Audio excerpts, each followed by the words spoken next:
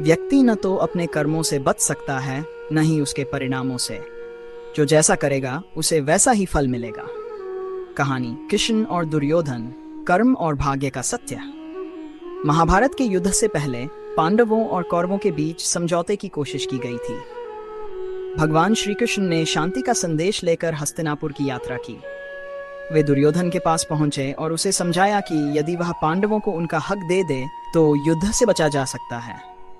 उन्होंने दुर्योधन से कहा, तुम्हारे कर्मों का परिणाम तुम्हें अवश्य भुगतना पड़ेगा।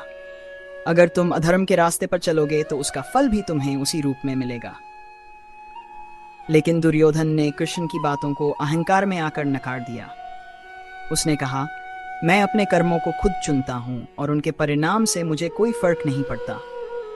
मैं पांडवों को कुछ भी नहीं दूंगा, चाहे मुझे उसके लिए कुछ भी करना पड़े।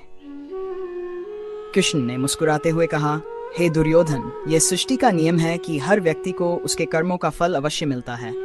यदि तुम अधर्म के पथ पर चले तो तुम्हारा विनाश सुनिश्चित है। अंततः महाभारत का युद्ध हुआ और जैसा कि कृष्ण ने कहा था, दुर्योधन को अपने कर्मों का फल भुगतना पड़ा। उसका घमंड और अधर्म उसे युद्ध में हार का कारण बना और उसकी मृत्यु हो गई। यह कहानी स्पष्ट रूप से दर्शाती है कि जीवन में हमारे द्वारा किए गए कर्म ही हमारे भविष्य को निर्धारित करते हैं। दुर्योधन का अहंकार और अधर्म उसे विनाश की ओर ले गए और उसने जो बोया उसे वहीं काटना पड़ा। कृष्ण का यह संदेश कि जो जैसा करेगा वैसा ही पाएगा, हमें कर्मों के प्रति जागरूक और जिम्मेदार होने की प्रेरणा देता है। मोह के कारण मनुष्य अपने वास्तविक कर्तव्यों से दूर हो जाता है और यह उसे अज्ञान की ओर ले जाता है। कृष्ण और युधिष्ठिर, मोह के बंधन। महाभारत के युद्ध के बाद युधिष्ठिर को गहरा पछतावा हो रहा था।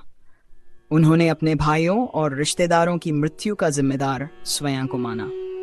युद्ध के बाद मिली विजय उन्हें फीकी लग रही थी, क्योंकि उनके मन में अपने संबंधियों के खोने का दुख और पछतावा था। युधिष्ठिर ने सोचा कि इतनी बड़ी हानि के बाद राजा बनने का क्या लाभ। युधिष्ठिर के इस मोह को देखकर भगवान श्री कृष्ण ने उनसे कहा, हे युधिष्ठिर, तुम मोह के कारण अपने वास्तविक कर्तव्यों से विमुख हो रहे हो। धर्म का पालन करना ही तुम्हारा कर्तव्य था और तुमने वही किया है। संसार के मोह में फंसकर अपने कर्तव्यों से भागना ठीक नहीं है। जो हुआ वह समय की मांग थी और अब तुम्हारा कर्तव्य है कि तुम धर्म पूर्वक शासन करो और प्रजा का कल्याण करो। कृष्ण के इन शब्दों से युधिष्ठिर ने समझा कि मोह और पछतावे में फंसकर वह अपने कर्तव्यों से दूर जा रहे हैं। उन्होंने अपने मन से मोह को त्यागा और धर्मपूर्वक राजा बनने के अपने कर्तव्य को स्वीकार किया। भावनाएं। यह कहानी हमें सिखाती है कि मोह मनुष्य को अपने कर्तव्यों से विचलित कर देता है। युधिष्ठिर का मोह उनके जीवन के एक महत्वपूर्ण मोड़ पर उन्हें गलत दिशा में ले जा रहा था, लेकिन कृष्ण ने उन्हें वास्तविकता का बोध कराया। यह कहानी हमें बताती है कि जीवन में कर्तव्यों का पालन सबसे महत्वपूर्ण है और मोह में फंसकर हमें अपनी जिम्मेदारियों से दूर नहीं होना चाहिए। मन अशांत है और उसे नियंत्रित करना कठिन है, लेकिन अभ्यास से इसे वश में किया जा सकता है। कहानी कृष्ण और अर्जुन, मन की अशांति और आत्मसंयम। महाभारत युद्ध के प्रारंभ में अर्जुन के मन में भारी अशांति उत्पन्न हो गई थी। अपने परिवार, गुरु और मित्रों को युद्ध भूमि में देखकर वह मानसिक संघर्ष में फंस गया था। उसे यह समझ नहीं आ रहा था कि धर्म और अधर्म का भेद कैसे किया जाए। उसका मन विचलित हो गया और वह कृष्ण से मदद मांगने लगा।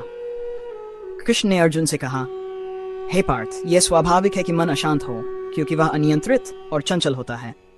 लेकिन जो व्यक्ति अपने मन पर नियंत्रण पा लेता है वह संसार की हर कठिनाई से पार पा सकता है। यह तभी संभव है जब तुम अपने मन को अभ्यास और आत्मसंयम के माध्यम से वश में करोगे। कृष्ण ने अर्जुन को ध्यान और साधना का महत्व समझाया और कहा कि जितना तुम अपने मन को अनुशासित करोगे उतनी ही तुम्हारी इच्छा शक्ति और ध्यान केंद्रित रहेगा। अर्जुन ने कृष्ण के इस मार्गदर्शन को समझा और अपने भीतर की उथल पुथल को शांत कर युद्ध के लिए तैयार हो गया। भावनाएं। इस कथा में अर्जुन की मानसिक संघर्ष और कृष्ण की शांतिपूर्ण और धीर दृष्टि हमारे जीवन के उतार चढ़ाव के समय मन की स्थिरता की आवश्यकता को दर्शाती है। जब जीवन में अनिश्चितता होती है तो हमारा मन सबसे अधिक अशांत होता है, लेकिन कृष्ण का संदेश हमें सिखाता है कि आत्मसंयम और अभ्यास के द्वारा ही हम इस अशांति पर विजय पा सकते हैं। अपने कर्म पर ध्यान दो, फल की चिंता मत करो। कहानी कृष्ण और सुदामा, मित्रता और निष्काम कर्म। सुदामा भगवान कृष्ण के बचपन के मित्र अत्यंत गरीब ब्राह्मण थे। वह अपने परिवार के लिए रोजी रोटी जुटाने में संघर्ष कर रहे थे, लेकिन उन्होंने कभी अपने हालात को लेकर शिकायत नहीं की। सुदामा ने अपने कर्तव्यों का पालन करते हुए धर्म और सच्चाई की राह पर चलना जारी रखा।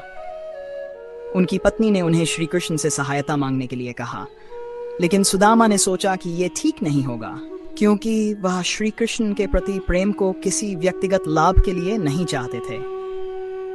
आखिरकार सुदामा ने अपने मित्र से मिलने का निश्चय किया और कृष्ण ने उनका स्वागत बड़े प्रेम और सम्मान से किया। सुदामा ने कृष्ण को अपने जीवन की कठिनाइयों के बारे में कुछ नहीं बताया, क्योंकि वह चाहते थे कि उनका प्रेम और मित्रता निष्काम हो, बिना किसी अपेक्षा के। श्री कृष्ण ने सुदामा के इस निस्वार्थ प्रेम को समझा और बिना किसी मांग के ही उन्हें उनकी आवश्यकता से अधिक संपत्ति और सुख प्रदान किया। सुदामा ने कभी किसी फल की चिंता नहीं की थी। उन्होंने केवल अपने कर्तव्यों का पालन किया और कृष्ण ने उनके निष्काम कर्म को सच्चे मित्र के रूप में आशीर्वाद दिया।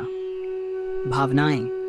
यह कथा हमें सिखाती है कि निष्काम कर्म यानी बिना फल की इच्छा के अपने कार्य को करना सच्चे सुख का मार्ग है। सुदामा की निस्वार्थ मित्रता और कर्तव्यपरायणता कृष्ण को छू गई और उन्होंने ये दिखाया कि यदि हम सच्चे मन से अपने कर्तव्यों का पालन करते हैं तो ईश्वर स्वयं हमारा मार्ग प्रशस्त करेंगे। इस कहानी में सुदामा की लाचारी और कृष्ण का निश्चल प्रेम गहरे भावनात्मक स्तर पर स्पर्श करता है। उदाहरण, जब संदेह होता है तो निष्ठा का ह्रास होता है, और जब निष्ठा का ह्रास होता है तो सभी रास्ते बंद हो जाते हैं। कहानी कृष्ण और द्रौपदी, संदेह और निष्ठा की परीक्षा। द्रौपदी ने अपने जीवन में कई कठिनाइयों का सामना किया और सबसे कठिन समय वह था जब कौरवों ने उसे सभा में अपमानित करने का प्रयास किया। जब दुर्योधन और दुशासन ने द्रौपदी का चीरहरण करने की कोशिश की तो द्रौपदी ने सभी से सहायता की अपेक्षा की, लेकिन कोई भी उसे बचाने नहीं आया। वह अंत में निराश हो गई और उसने अपने हाथ उठाकर श्री कृष्ण को पुकारा। उस पल में द्रौपदी को एक क्षण के लिए संदेह हुआ कि क्या कृष्ण उसकी रक्षा करेंगे, लेकिन जैसे ही उसने संदेह छोड़कर पूरी निष्ठा और श्रद्धा के साथ श्री कृष्ण का आह्वान किया, कृष्ण ने तुरंत उनकी रक्षा की। द्रौपदी का वस्त्र बढ़ता गया और दुशासन उसे खींच नहीं सका। कृष्ण ने अपनी दिव्य शक्ति से उसे बचाया। कृष्ण ने द्रौपदी से कहा, हे द्रौपदी, जब भी संदेह होता है तब निष्ठा कमजोर पड़ जाती है।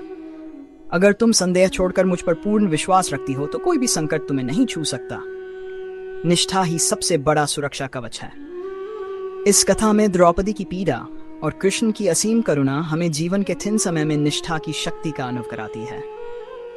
जब हम संदेह करते हैं तब हम खुद ही अपने रास्ते बंद कर लेते हैं, लेकिन जब हम विश्वास के साथ ईश्वर या अपनी क्षमताओं पर भरोसा करते हैं तो कोई भी परिस्थिति हमें परास्त नहीं कर सकती।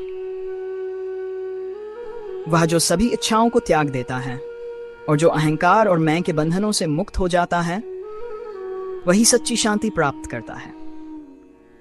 कृष्ण और उद्धव, अहंकार और शांति की खोज।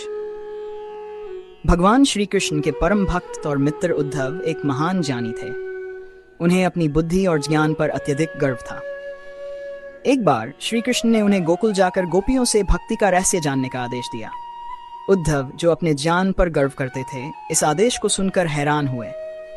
उन्होंने सोचा कि वे गोपियों से क्या सीख सकते हैं, जो ग्रामीण महिलाएं थीं और शिक्षा से दूर थीं। उद्धव गोकुल पहुंचे और गोपियों से मिले। उन्होंने देखा कि गोपियों का जीवन सरल था, लेकिन उनके दिलों में श्री कृष्ण के प्रति गहरी भक्ति थी। गोपियों ने उद्धव से कहा, हमारे पास न तो उच्च शिक्षा है, न ही ज्ञान की कोई विशेषता, लेकिन हमारे दिल में केवल श्री कृष्ण के प्रति प्रेम और समर्पण है। हमने अपनी सभी इच्छाओं और अहंकार को त्याग दिया है और यही हमें सच्ची शांति देता है। उद्धव ने महसूस किया कि गोपियों का प्रेम और समर्पण ही सच्चे ज्ञान और शांति का मार्ग है। उन्होंने अपना अहंकार त्याग दिया और श्री कृष्ण के प्रति समर्पण को अपने जीवन का लक्ष्य बना लिया। यह कथा हमें सिखाती है कि सच्ची शांति केवल तब मिलती है जब हम अपने अहंकार और इच्छाओं का त्याग करते हैं। उद्धव, जो अपनी बुद्धि पर गर्व करते थे, ने गोपियों के प्रेम से यह सीखा कि भक्ति और समर्पण का मार्ग ही सच्चा ज्ञान और शांति प्रदान करता है। इस कहानी में उद्धव की बुद्धिमत्ता और गोपियों का निश्चल प्रेम दिल को छू जाने वाली भावनाएं व्यक्त करता है।